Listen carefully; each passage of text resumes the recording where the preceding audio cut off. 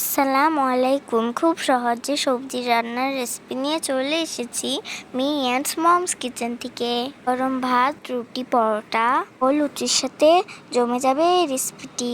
খুব সহজে এই সবজি রান্না করা যায়। পেঁয়াজ রসুন ছাড়া এই সবজির রান্নাটি খেতে অসম্ভব মজার হয়। আশা করি এই রেসিপি ফলো করে আপনারা বাসায় অবশ্যই তৈরি করবেন। আর ভালো লাগলে আমাদের চ্যানেলটি সাবস্ক্রাইব করে আমাদের সাথেই থাকবেন।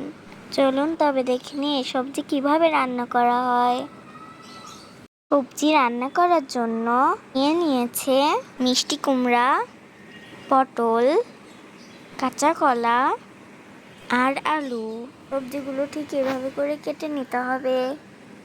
আমার মাউনি কেটে ধুয়ে পরিষ্কার করে নিয়েছে।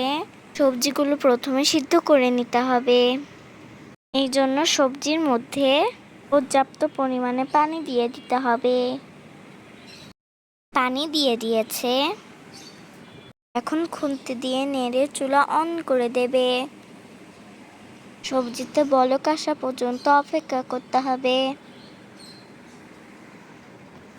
সবজিতে খুব ভালোভাবে বলক চলে এসেছে। এখন খুব ভালো করে নেড়ে দিতে হবে।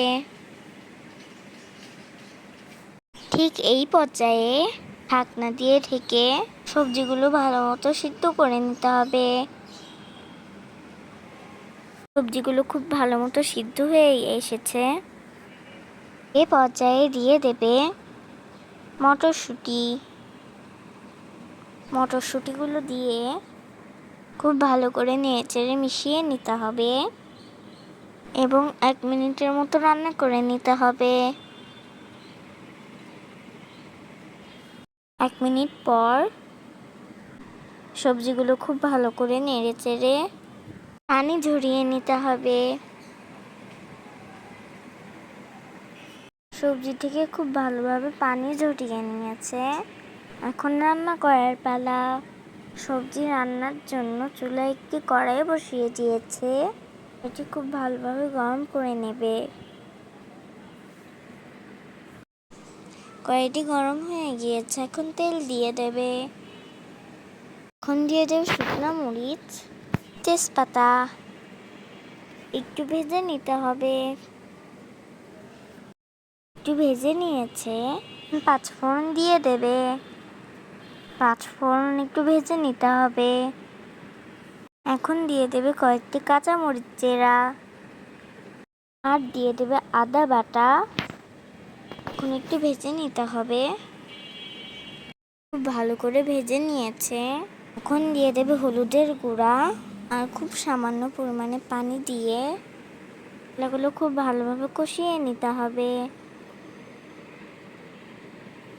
মশলাগুলো খুব ভালো করে কষিয়ে নিয়েছে। এখন আগে থেকে সিদ্ধ করে রাখা যেগুলো দিয়ে দিতে হবে আর দিয়ে দেবে স্বাদ মতো লবণ। খুব ভালোভাবে মিশিয়ে নিতে হবে।